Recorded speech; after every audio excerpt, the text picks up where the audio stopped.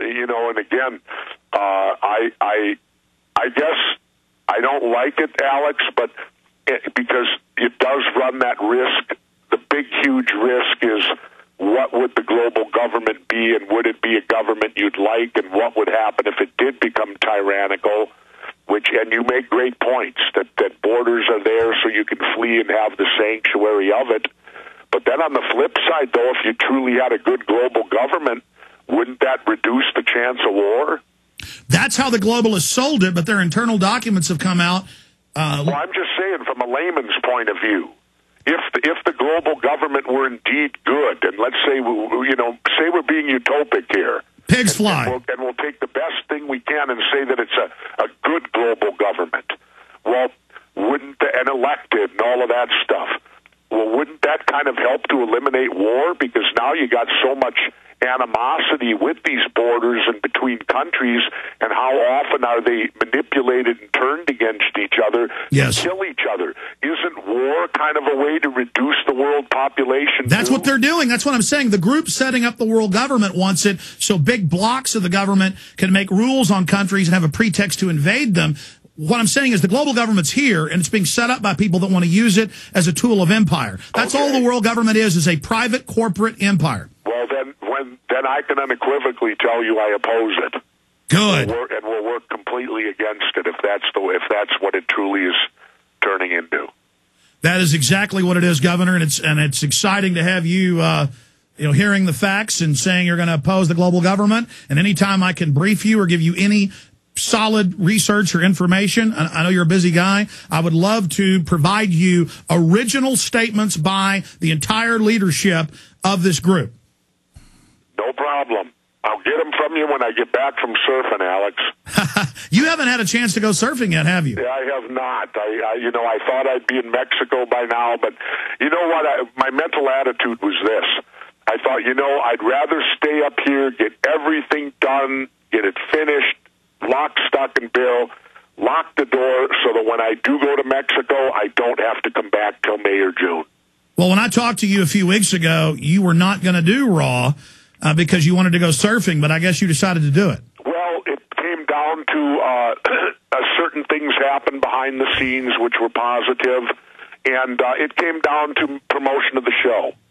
It was such a powerful, because, Raw is a very highly watched program in this country, whether people will admit it or not. Tens of millions. Extremely popular.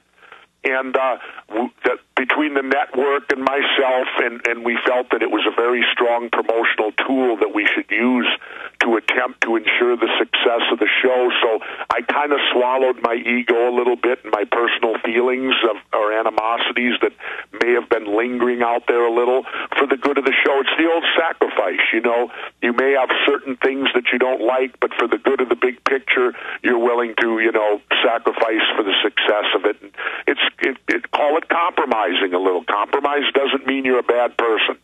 Well, it certainly only helped the show, so I think it's great. But certainly you had a rocky relationship with Vince McMahon, won a big lawsuit against him, one of the few wrestlers to ever successfully actually be paid retirement for your work.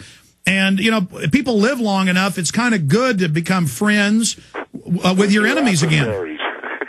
Actually, though, I don't have an official retirement.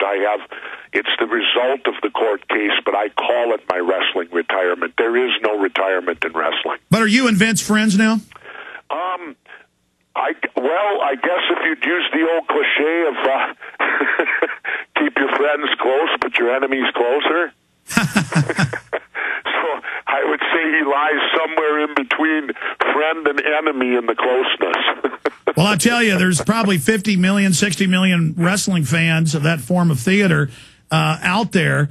And to have you there educating them about the New World Order, that's only a win-win-win. Well, wrestling fans are a very loyal group of people. They're a great group of people.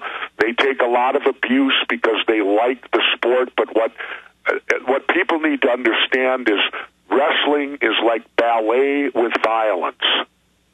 The performers are exceptional athletes.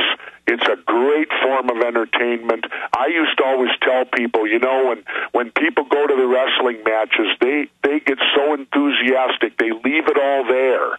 I would be willing to bet that when they go home at night, there's never an act of violence committed because they're too damn tired. Well, it is. It is acrobats. I mean, it's acrobatic.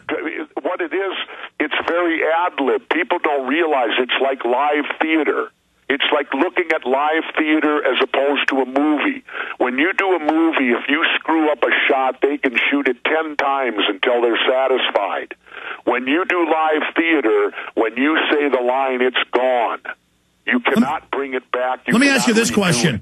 I do so much live radio, but it's not theater, it's information, so that makes it easier. But I've gotten so addicted to being live where I rarely mess up, it's hard for me to do it when it's not live. Have you ever run into that?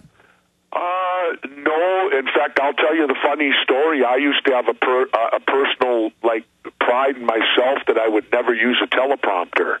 And I remember I used to say, I can learn this, I can do this, I'm talented. And I was doing a Miller Lite commercial where they have to be identically precise because the commercial's cut off by the computer. So it has to be perfect. And I remember I had done a few of them, and then the director said, Jesse, why don't you just try the teleprompter once? And I used the teleprompter, and I looked around, and I said, don't ever let me not use one of these again.